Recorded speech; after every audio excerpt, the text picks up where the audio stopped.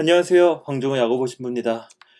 네, 저희 지난 몇 주 동안 사회적 거리두기 1단계를 유지하면서 오프라인으로 수업을 했었는데, 저와 보나사 수녀님 모두 너무나도 반갑고, 또 다시 이렇게 성당에서 모일 수 있다는 것에 기쁜 마음이 컸는데, 안타깝게도 최근 또다시 코로나가 기승을 부리면서 이렇게 온라인으로 찾아뵙게 됐습니다. 네, 이제 예비자 교리가 끝날 날이, 여러분들 세례 받으실 날이 3주밖에 남지 않았어요. 네, 조금만 더 계속해서 이런 좋은 단계가 유지가 돼서 계속해서 함께 만나고 교감을 하면서 교류를 했으면 좋았겠지만, 네, 상황이 또 이렇게 된 만큼 그래도 우리가 함께 얼굴을 볼 수 있었다라는 것, 그리고 이제 얼굴을 마주보고 면담을 모두 다 끝낼 수 있었다라는 것, 피정을 또 하실 수 있었다는 것, 그런 거에 오히려 우리는 안도감을 가지고 감사함을 가지고 남은 일정 차근차근 잘 이제 수행하면 될 것 같습니다. 여러분들의 안전을 최우선으로 저희가 이렇게 교리를 하고 또 세례식을 준비할 테니까 너무 걱정하지 마시고 남은 시간 조금만 힘내서 함께 해주시길 부탁드립니다. 그래서 오늘은 이제 영원한 삶이라는 주제로 예비자 교리를 하도록 하겠습니다. 자, 우리가 이제 차근차근 하느님이 어떤 분인지, 예수님은 어떤 분인지, 또 제자들은 어떻고, 교회의 교계 제도는 어떻게 이루어져 있고, 그 다음에 뭐 여러 가지 성사에 대한 주제들, 또 뭐 미사 전례 이러한 것들도 우리가 다 전체적으로 봤다고 한다면, 과연 이것의 목적은 무엇일까? 우리가 왜 그리스도인이 되어야 되고, 그 다음에 우리가 바라는 것은 무엇일까? 그냥 주말에 성당에 나와서 드리는 기도를 통한 마음의 위로, 혹은 어 그냥 하느님께 바라는 소원을 빌면서 느끼게 되는 그런 안도감, 그런 게 만약에 목적이라면 사실 우리의 종교는 이렇게 오랫동안 유지되지도 않았을 겁니다. 왜냐하면 내가 필요할 때만 예수님을 찾고 하느님을 찾는다면 그것은 별로 우리에게 중요한 것이라고 할 수 없죠. 그냥 마치 동전 넣고 음료수 뽑는 자판기처럼 내가 원하는 거를 마땅히 들어줘야만 하는 그런 이제 하느님이라면 굉장히 기계적인 하느님, 혹은 어 그냥 신과 같은 존재, 물론 이제 우리한테 신이지만 신화 속 신과 같은 존재, 이제 그러한 분으로 남을 겁니다, 우리의 하느님이. 자, 그렇다면 우리가 원하는 것은 무엇이고 그리스도인으로서 마땅히 바라야 하는 삶은 무엇일까? 이것이 바로 오늘의 주제와 연관된 질문이라고 할 수 있을 것 같습니다. 자, 그래서 영원한 삶, 우리 삶의 목적은 무엇인지에 대해 오늘 한번 바라보는 시간을 갖도록 하겠습니다. 자, 이 그림 아마 한 번쯤 다들 보셨죠? 최후의 심판이라는 제목의 이제 그림입니다. 이 그림을 보면 제가 이제 형광펜으로 이렇게 한번 나눠볼게요.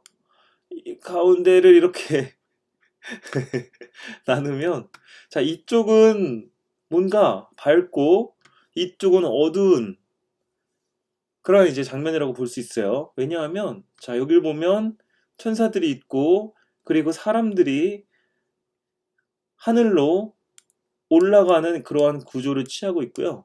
이쪽은 오히려 뿔이 달린 이러한 사람들이 있고, 사람들이 슬퍼하면서 오히려 이제 뭔가 이렇게 빨간 불이 있고, 이곳으로 이제 사람들이 뭔가 쫓겨내려가는 이러한 이제 장면입니다.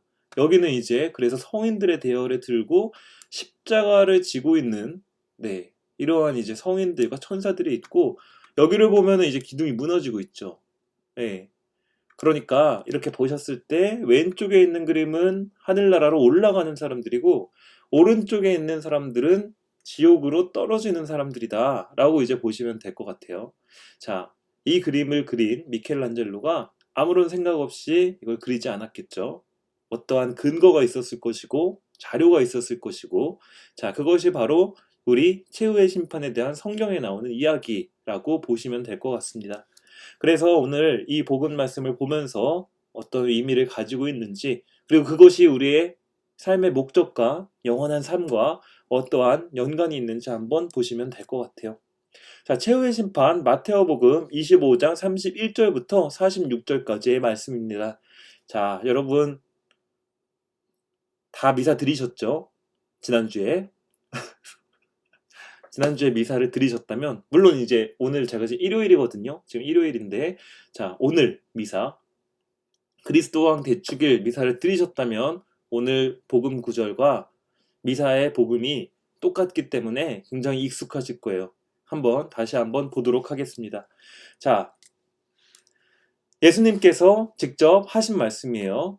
자, 이 복음 구절을 보면 이렇게 말씀하십니다. 예수님께서 사람의 아들이, 즉 예수님이 영광에 쌓여 모든 천사와 함께 오면 자기의 영광스러운 옥좌에 앉을 것이다 라고 말씀하십니다. 한마디로 가장 이 세상, 우리가 이제 죽음 이후 혹은 세상 종말 이후 최후의 심판 때의 장면을 예수님께서 직접 말씀하시는 거예요.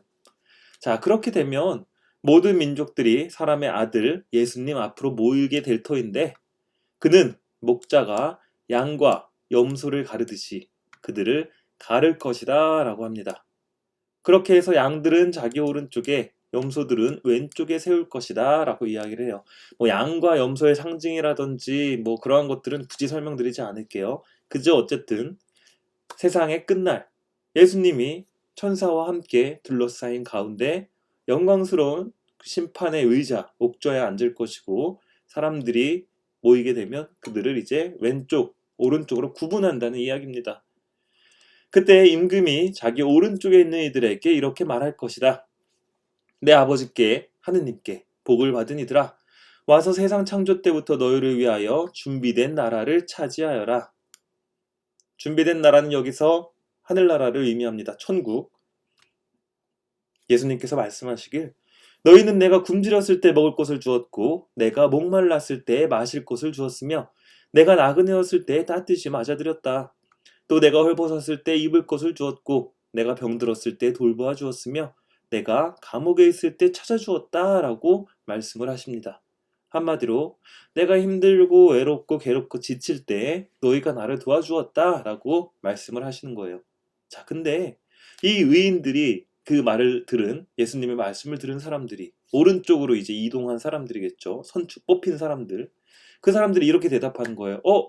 주님, 저희가 언제 주님께서 굶주리신 것을 보고 먹을 것을 드렸습니까? 언제 주님께서 나그네 되신 것을 보고 따뜻하게 맞아드렸습니까? 저희는 그런 기억이 없는데요. 라고 이제 이야기를 하는 거예요.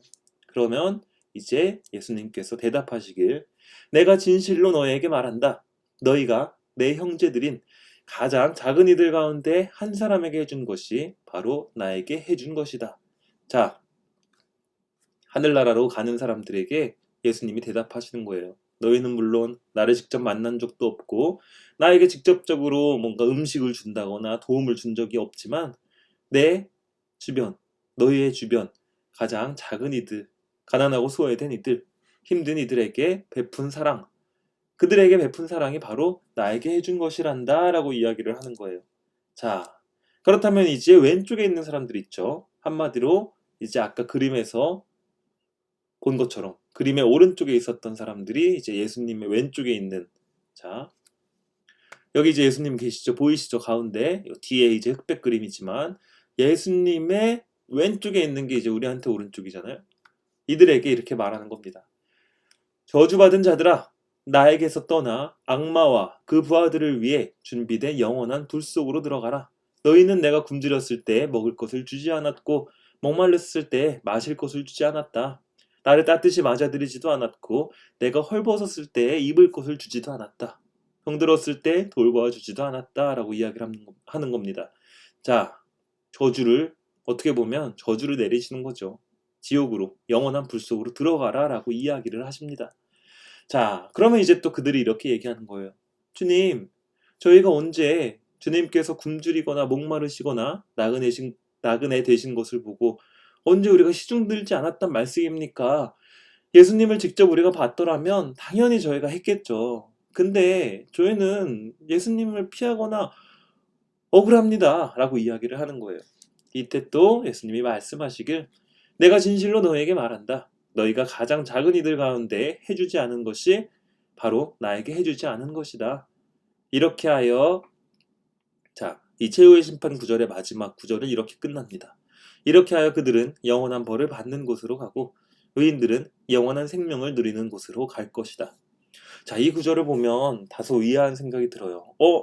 아니, 이거 알았으면 그 사람들도 착하게 살았을 텐데, 이거 잘 알지도 못했는데 갑자기 이제 이런 결과를 통보받으면, 이거 이 사람들 너무 억울하겠다라는 생각이 드시죠?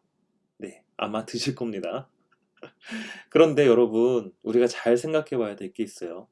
자, 예수님을 만난 사람들 있잖아요. 그리고 예수님의 가르침을 받은 사람들, 그리고 이미 우리의 마음속에 양심이라는 이제 하느님의 소중한 선물을 갖고 있는 우리들은 착하게 살아야 된다라는 것을 이미 선천적으로 잘 알고 있고요. 교리를 통해서도 이미 우리가 많이 배웠고요. 그리고 예수님의 가르침이라든지 매주 우리가 성당에 나와서 듣는 복음 말씀, 그리고 강론 말씀, 이런 게 전부 다 뭡니까? 원수를 사랑하여라. 그리고 서로 다투지 말라는 것, 그리고 항상 사랑을 실천하라는 것, 항상 준비하고 있으라는 것. 예. 자, 하느님께 마음을 드러높여서 성실하게 살라는 것. 자, 이러한 것들을 우리가 계속해서 이제 듣고 있고 알고 있고 배워온 것들이에요. 자, 그런데 그것을 잊어버리고 우리가 사실 세상 안에서 살아가다 보면 많이 죄도 저지르게 되고 미움도 이제 느끼게 되죠. 자, 그렇다고 해서 나 지옥에 가는 건가? 라고 생각하실 필요는 없을 것 같아요. 왜냐하면 우리는 세례를 받을 사람들이고, 세례를 받게 되면 고해성사를 또 보게 되고, 그러면서 이제 용서를 받게 되고, 그렇게 우리가 서로가 하루하루를 정화하면서 살아간다면 우리는 분명 이제 의로운 사람들 중에 한 명이 될 것입니다. 하지만 아무리 세례를 받는다고 해도 계속해서 죄를 저지르면서 살아간다거나, 이제 성사를 게을리 한다거나, 하느님을 잊어버리고 산다거나, 미사에 나오지 않는다거나, 그렇게 되면 아무래도 우리는 길을 잃어버린, 이제 길 잃은 어린 양이 될 가능성이 매우 크겠죠. 자, 이러한 가르침을 주시는 것이 바로 최후의 이제 심판, 이 그림과 구절에 나오는 이야기라고 할 수 있을 것 같습니다. 자, 이 외에도 항상 예수님께서 하셨던 말씀이 있어요. 우리의 죽음 이후의 삶이 어떠할 것인지에 대해서 예수님께서 직접 말씀하신 구절을 살짝 보자면, 나는 부활이요 생명이다. 나를 믿는 사람은 죽더라도 살고 또 살아서 나를 믿는 모든 사람은 영원히 죽지 않을 것이다 라고 말씀하십니다. 영원한 생명에 대해서 말씀을 하시는 거죠. 구원, 영원한 생명, 영원한 삶, 그리고 하느님을 직접 바라보게 되는 지복직간의 순간이라고 하는데, 그것을 예수님께서는 이렇게 말씀하셨습니다.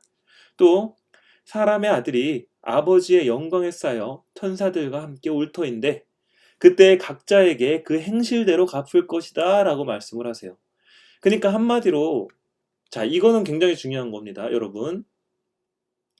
세례를 받았는데 행실이 올바르지 않는다면 그 사람은 결코 영원한 생명 혹은 하늘나라에 갈 수 없는 거예요.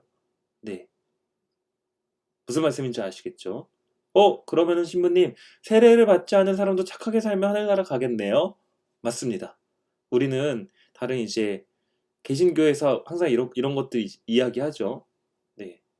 자, 개신교를 믿지 않으면 이제 지옥에 간다라는 이제 가르침을 그들이 갖고 있는데, 네, 저희는 이제 다른 교리를 갖고 있습니다. 천주교를 믿지 않아도 행실대로 착하게 살면 하늘나라에 갈 수 있다고 믿어요. 자, 근데 문제는 뭐냐 하면, 자, 이런 얘기하면 또 그런 생각하실 거예요. 그럼 굳이 세례 안 받고 착하게 살려야죠.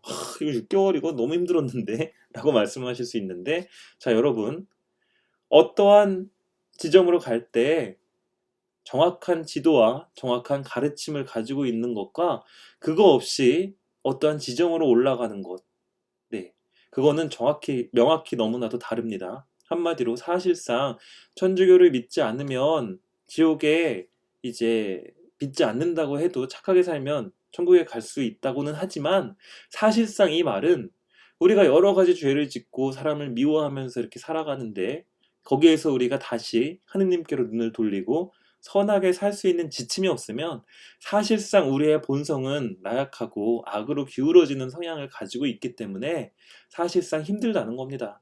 그래서 우리가 세례를 받고 이제 성체를 모시고 성체를 모심으로써 더욱더 하느님께 충실하게 되고 이러한 삶을 계속해서 살아가게 되는 거예요. 그리고 무엇보다 사소하게 쌓이는 죄들을 또 용서를 받게 되고 예수님으로부터 직접적으로 내려진 고해성사의 권한으로 자 그렇게 우리는 영원한 삶을 지향해서 한 발짝 한 발짝 앞으로 나아가게 되는 겁니다. 만약에 세례를 받지 않는다거나 성당에 다니지 않는다거나 그러면은 이러한 우리의 계명들이라든지 지침들을 모르잖아요. 그러면 무엇이 옳고 그른지 굉장히 모호하게 되고 내가 원하는 방식으로 나의 즐거움을 위해서만 살아가게 되고 그러면 사실상 그 행실이 좋을 수는 없을 가능성이 매우 크다는 것이 이제 우리의 교리라고 생각하시면 돼요. 자, 그 밖에도 저마다 좋은 것이든 나쁜 것이든 이 몸으로 한 일에 따라 갚음을 받게 됩니다. 라고 이야기를 해요. 이 역시 우리가 살아있는 동안 어떻게 행동을 하고 어떠한 일을 했느냐에 따라서 좋은 것이든 나쁜 것이든 그 갚음을 받게 된다는 것이 바로 이제 사도 바오로 그리고 예수님의 말씀이라고 생각하시면 됩니다. 자, 끝나지 않았습니다. 네 번째, 요한복음에서 예수님께서 말씀하시길 무덤 속에 있는 모든 사람이 그의 목소리를 듣는 때가 온다. 그들이 무덤에서 나와 선을 행한 이들은 부활하여 생명을 얻고 악을 저지른 자들은 부활하여 심판을 받을 것이다 라는 말씀을 하기도 하십니다. 역시 여기에도 하늘나라로 갈 것인가 혹은 심판받을 것인가 이런 거에 대한 가르침이 분명히 나와 있죠. 그리고 코린토서에서 바오로 사도는 또 이야기하기를 죽은 이들이 썩지 않는 몸으로 되살아나고 우리는 변화할 것입니다 라고 이야기를 해요.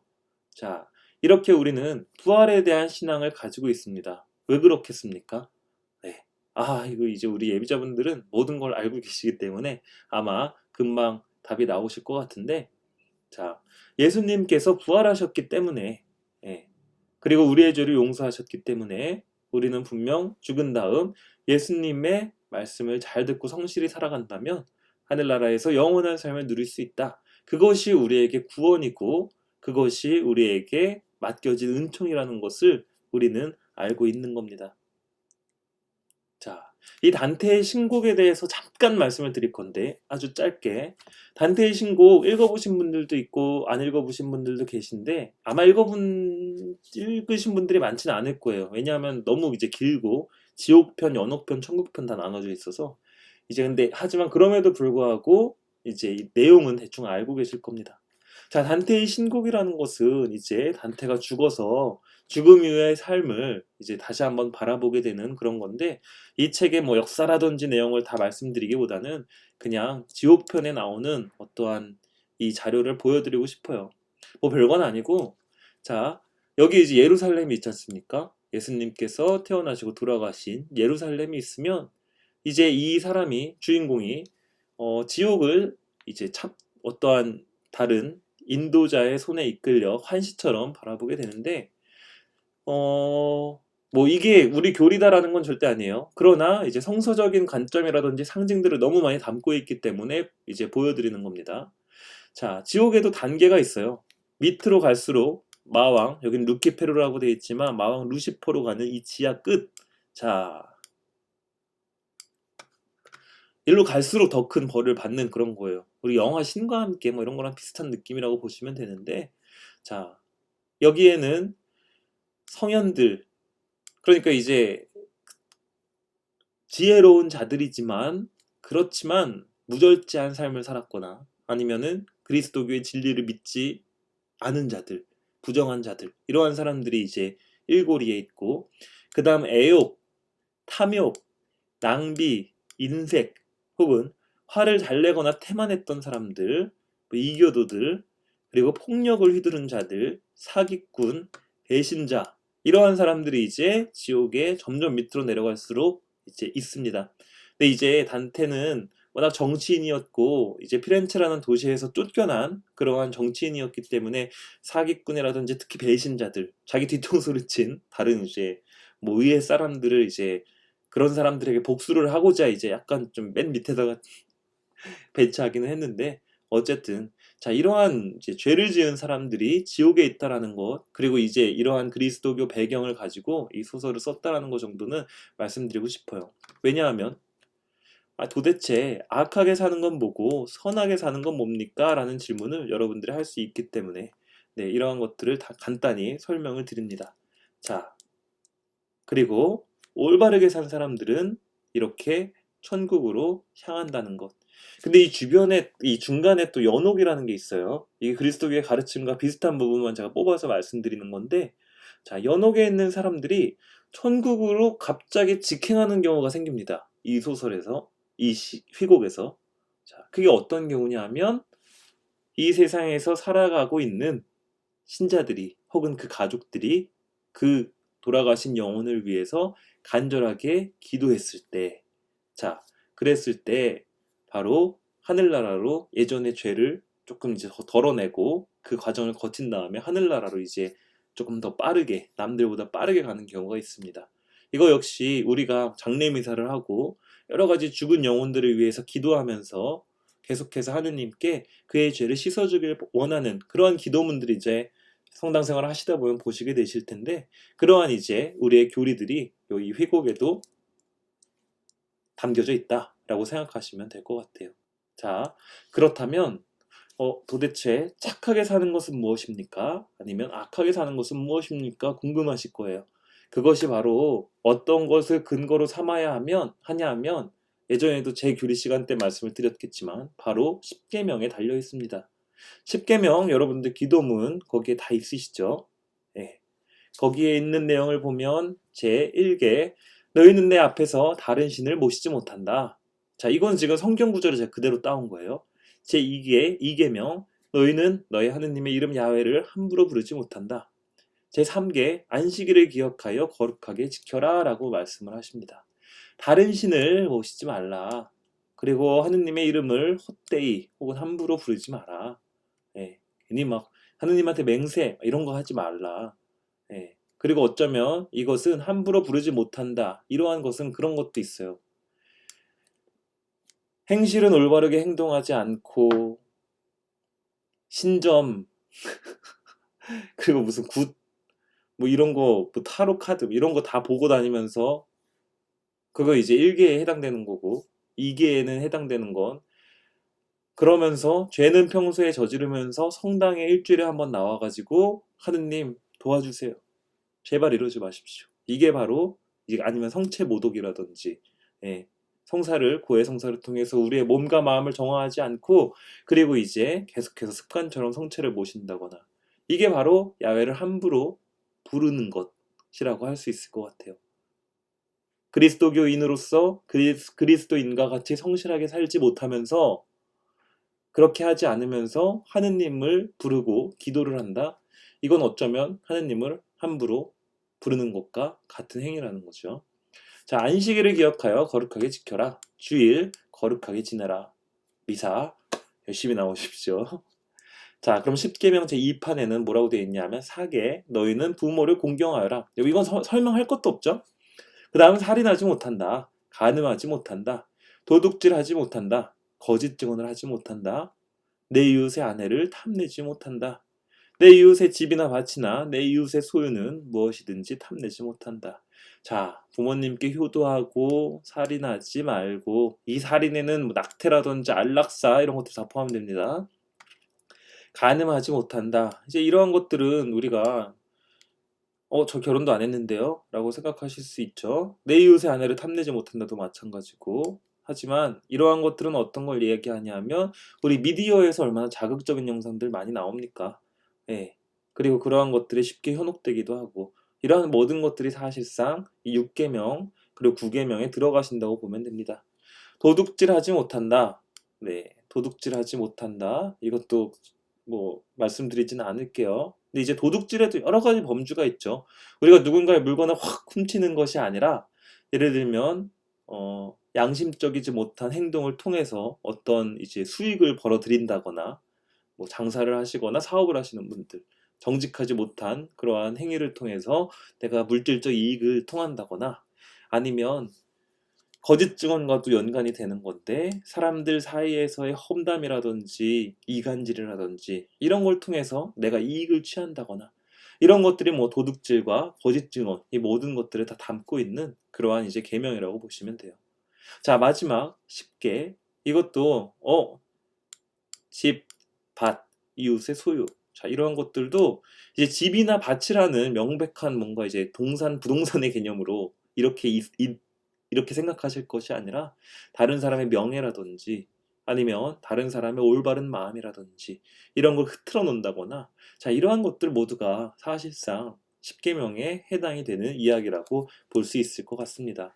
자, 1판을 보면 1계명에서 3계명까지는 인간과 하느님의 관계고, 자, 나머지 4계명에서 10계명까지는 인간과 인간 사이의 관계를 드러내고 있어요. 자, 이것이 바로 우리가 평소 때 하느님의 말씀을 잘 따르는 가장 근본적인 계명, 근본적인 기준이라고 생각하시면 됩니다. 자, 그런데 이런 생각 드실 거예요. 절대적인 명령적 형식까지 취하면서 부정문의 의무 규정까지 취하면서 왜 하느님은 사랑이시라면서요. 자비라면서요. 그런데 왜 우리한테 이렇게 지키기 힘든 계명을 10개씩이나 주십니까? 라고 하실 수도 있어요. 근데 여러분, 아까 앞서 최후의 심판 성경 구절을 이제 우리가 다 같이 읽었지만 절대 여러분들 힘들라고 혹은 우리 그리스도교인들 힘들고 막 주일에 쉬지도 못하고 성당에 나와서 막 지루하게 느껴지기도 하고 하는 미사를 함으로써 여러분들을 힘들게 하기 위해서 그렇게 해서 이런 계명을 만들어 놓으신 게 아니에요. 네. 여러분들께 우리가 모두가 함께 누리고 싶어하는 영원한 삶 그리고 구원의 세상을 여러분께 맡기기 위해서 맛보게 하기 위해서 느끼게 하기 위해서 그러한 아이에게 자 그런 거 있잖아요. 우리가 어린 아이들 키울 때 너 그거 밥 먹고 먹어. 초콜릿 그렇게 많이 먹지 마. 안 돼. 예. 뛰어다니지 마. 그래도 이거 공부는 해야 되지 않겠니? 라고 하는 것처럼 네.